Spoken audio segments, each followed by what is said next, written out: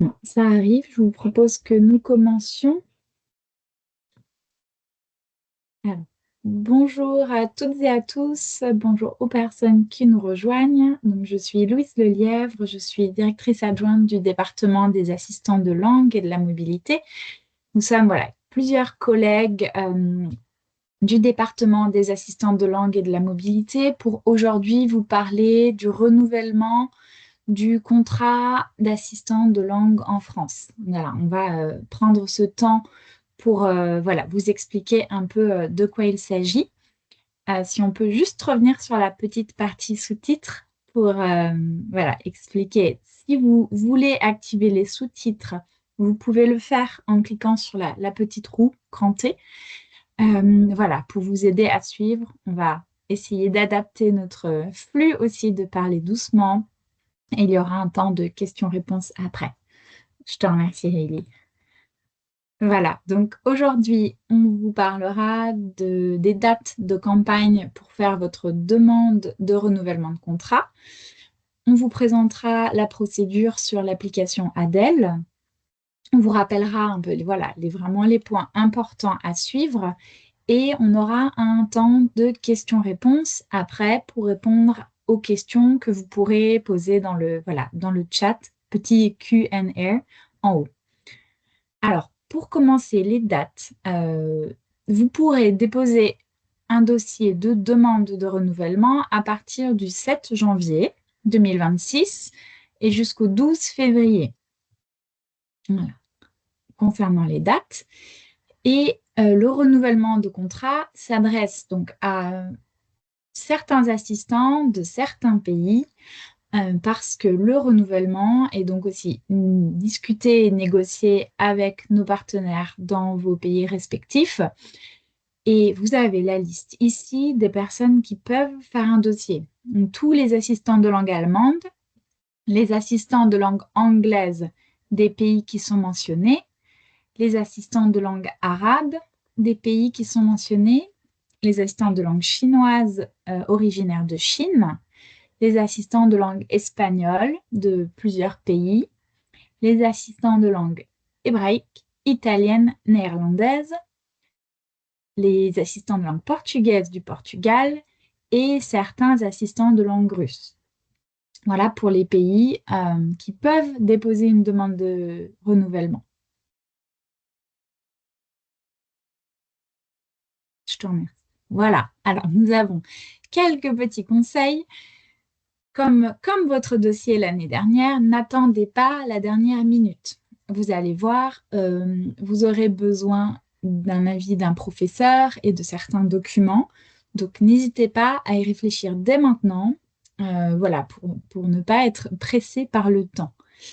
Nous vous précisons également que à la fin de votre contrat, si vous êtes renouvelé, le temps entre les deux contrats n'est pas payé. C'est important à garder en tête.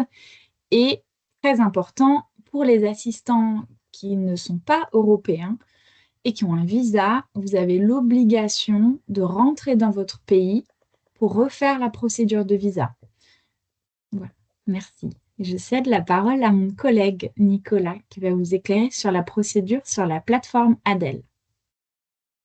Merci Louise. Donc, je m'appelle Nicolas Thomé et je suis chargé de coopération internationale pour les pays d'Amérique du Sud hispanophones, pour les pays lusophones et également pour l'Italie.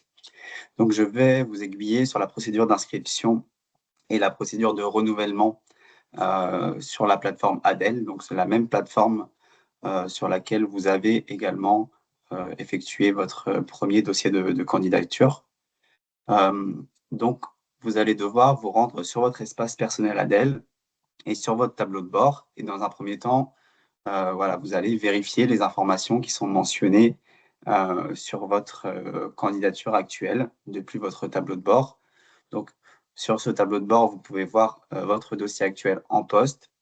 Vous pouvez voir également votre établissement principal d'affectation qui va être votre établissement de référence dans le cadre de votre procédure de renouvellement. Et il va également apparaître le nom de votre professeur référent.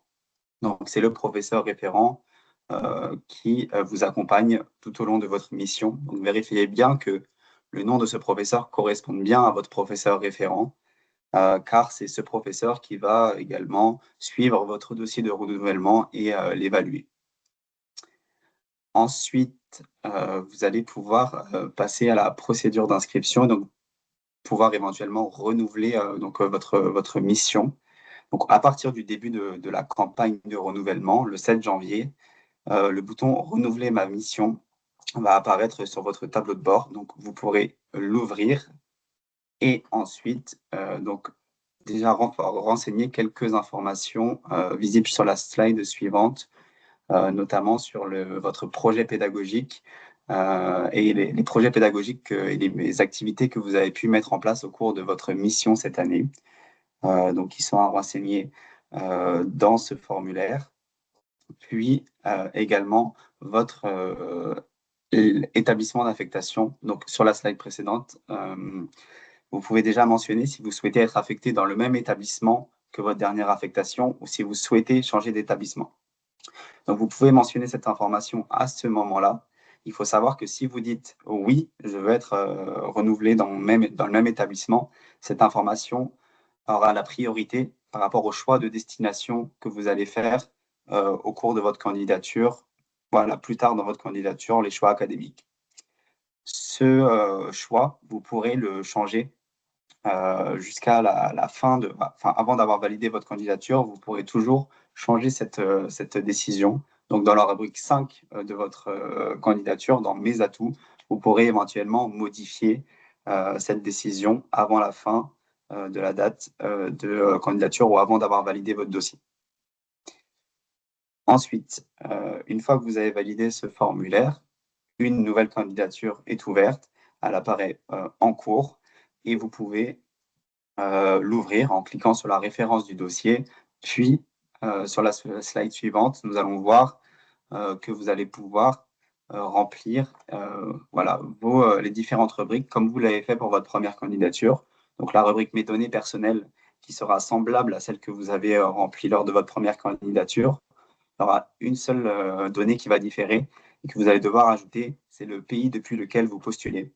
Donc, le pays depuis lequel vous postulez, c'est le pays qui vous a recruté pour devenir assistant de langue. Donc, voilà, si vous êtes assistant de langue qui vient de Colombie, par exemple, en France, ce sera la Colombie, par exemple. Ensuite, la rubrique Ma formation, vous devrez uniquement rentrer vos niveaux de langue qui ont pu évoluer au cours de votre mission en France. Vous aurez la rubrique ensuite Ma destination, donc où vous rentrez, vous validerez votre campagne, la campagne de recrutement et également vos destinations préférentielles. Le professeur évaluateur, cette rubrique est déjà validée. Donc voilà, il faut juste passer dessus et valider parce que votre professeur évaluateur est déjà désigné. Et la rubrique Mes atouts, elle est déjà pré-remplie aussi. Il y a uniquement à la valider. Enfin, une fois toutes ces rubriques remplies, vous pourrez valider votre candidature. Donc, je le rappelle, avant la date de fin de campagne de candidature. Et voilà, ensuite,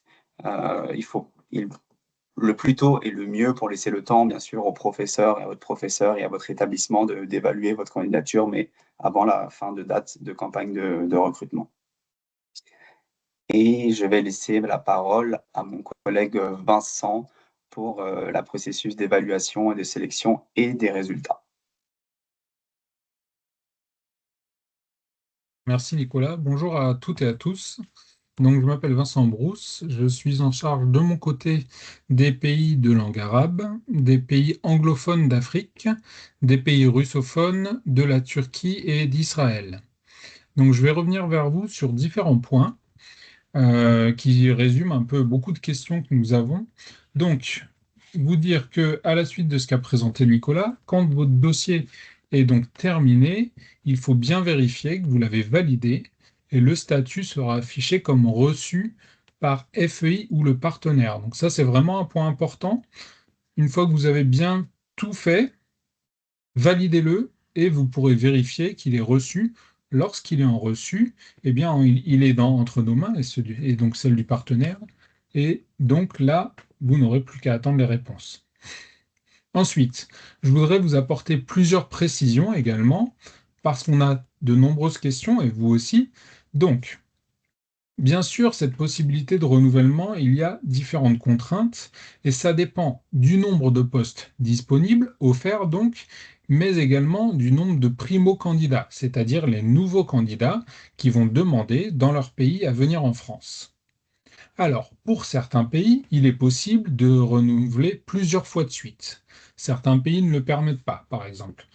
Donc ça, c'est aussi quelque chose à prendre en compte. Donc on vous informera et il y a la politique affichée. De plus, une demande de renouvellement ne veut pas dire que ça va être automatique. Donc, il y aura potentiellement une réponse favorable, mais on va voir un peu plus loin les différents types de réponses que vous pourrez avoir. Euh, En plus de cela, vous comprenez bien qu'il y a des demandes pour différents endroits, différentes académies. Eh bien sûr, on essaye de faire au mieux. Nous prenons en compte vos vœux, cela dans la limite des postes disponibles, mais il est aussi possible que vous n'ayez pas votre premier ou deuxième vœu. Enfin, on voudrait revenir avec vous sur deux points, parce qu'il y a souvent une confusion, donc je vous remercie d'être attentif. Un renouvellement, c'est renouveler son contrat pour l'année suivante. Le recrutement local, c'est différent. C'est les académies qui vous recrutent, vous ne passez plus par France Éducation Internationale. Le renouvellement, ce n'est pas non plus la prolongation du contrat. Peut-être que certains professeurs ou des académies vous ont dit: Ah, mais vous pourriez rester après avril. Donc, prolonger son contrat pour le mois de mai, c'est géré directement par l'académie, mais ce n'est pas le renouvellement. Le renouvellement, c'est bien l'année suivante pour votre poste. Alors, justement, eh bien, une fois que vous avez commencé cette campagne, que vous avez validé votre dossier, que nous l'avons reçu donc, eh bien, voilà ce qui se passe. Il y a plusieurs options dans les réponses que vous allez avoir, qui varient bien sûr des politiques de renouvellement d'un pays, et ça sera ça, vous aurez ces réponses d'ici avril à juin. Donc, soit votre contrat est renouvelé dans votre académie actuelle, votre contrat peut être également renouvelé dans une autre académie. Vous pouvez aussi être en liste complémentaire, c'est-à-dire si quelqu'un qui a été sélectionné en liste principale se désiste, démissionne, eh bien on vous contactera et alors vous pourrez prendre sa place. Ou enfin, suivant la politique une fois de plus du pays et suivant les demandes et le nombre de postes disponibles, eh bien votre demande ne sera peut-être pas acceptée. Et donc tous ces résultats, vous les aurez directement sur la plateforme. Alors, on l'a évoqué rapidement aussi, mais un renouvellement, eh bien, ça sera la même procédure que la procédure que vous avez suivie cette année pour venir en France, c'est-à-dire, vous allez recevoir votre arrêté de nomination, ça à partir de juin, vous savez que ça peut varier suivant les académies ou suivant les pays. France Éducation, malheureusement, ne connaît pas, nous ne connaissons pas donc les affectations exactes dans les établissements. Ça aussi dépend des académies. Enfin, et Louise l'a évoqué, pour toutes les personnes qui ne sont pas d'Europe, vous devez, même si c'est un renouvellement, et même si sur des groupes ou autre chose on vous évoque une procédure différente, vous devez obligatoirement rentrer chez vous et refaire une nouvelle demande de visa, le même visa que vous avez demandé pour venir cette année en France. Et là, vous le connaissez également déjà, il y aura également cette taxe de titre de séjour qui devra être payée dans les 3 mois suivant votre arrivée, mais vous l'avez également fait cette année. Alors, vous allez être sûrement très impatient, vous voulez commencer votre dossier, mais que faire en attendant l'ouverture des campagnes?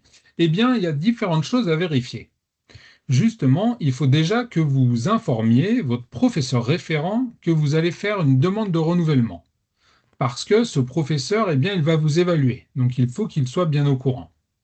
Il faut aussi bien vérifier en vous connectant sur Adel que votre établissement principal de rattachement et votre professeur référent sont corrects.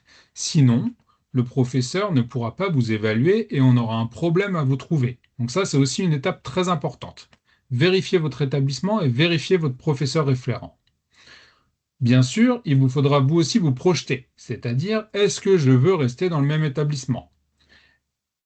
Donc ça, il faudra bien le mettre dans votre candidature. Est-ce que je souhaite changer d'académie, rester dans le même établissement ou non?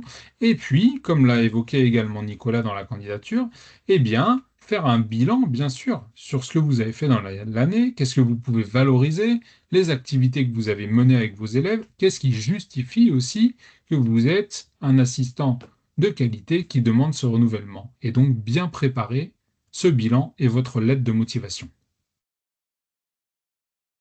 Voilà. Alors, si vous avez besoin de plus d'informations, nous avons bien sûr sur le site internet des FEI une page dédiée avec toutes les conditions et la procédure de renouvellement. Et c'est bien sur cette page que vous allez trouver la majorité des réponses à vos questions. Vous avez également le tutoriel candidat que vous connaissez sûrement, mais dans ce tutoriel, eh bien, à la page 12, il y a aussi une partie dédiée au renouvellement de contrat. Car comme vous l'avez compris, la procédure est un peu différente. Donc on vous invite vraiment à aller sur la page internet, à aller sur le tutoriel, et on va répondre à vos questions dans quelques minutes. Et enfin, une nouvelle fois, eh bien, il y a le robot conversationnel. Sur la page, il y a un petit robot, vous savez, un chatbot, auquel vous pouvez poser vos questions, et ça vous permettra également d'aller plus rapidement que de nous écrire. Alors, si tout ça n'est pas clair, si nous n'avons pas répondu à vos questions, et ben voilà aussi la liste des interlocuteurs, toute l'équipe, avec nos différents pays. Attention, tous ces pays ne proposent peut-être pas un renouvellement. Donc voilà, vous avez Nicolas, Marine, Paulina, Louise, Nelly, Hailey et moi. Enfin, il y a une boîte email dédiée, vous la voyez en bas, renouvellement@France Éducation Internationale. Eh bien, c'est à celle-ci que vous pourrez écrire concernant cette démarche particulière de renouvellement de votre contrat. Bon, dans tous les cas, n'oubliez pas qu'il y a également nos réseaux sociaux. Nous sommes présents sur Instagram, sur Facebook, sur YouTube, sur LinkedIn, merci. Et donc, c'est le bon moment pour aussi regarder un peu tout ça. On a célébré cette année les 120 ans du programme, donc on vous invite vraiment à suivre ces réseaux et à nous partager vos belles expériences, mais je ferme la parenthèse parce qu'on va passer à la suite. Alors, nous allons donc ouvrir les questions.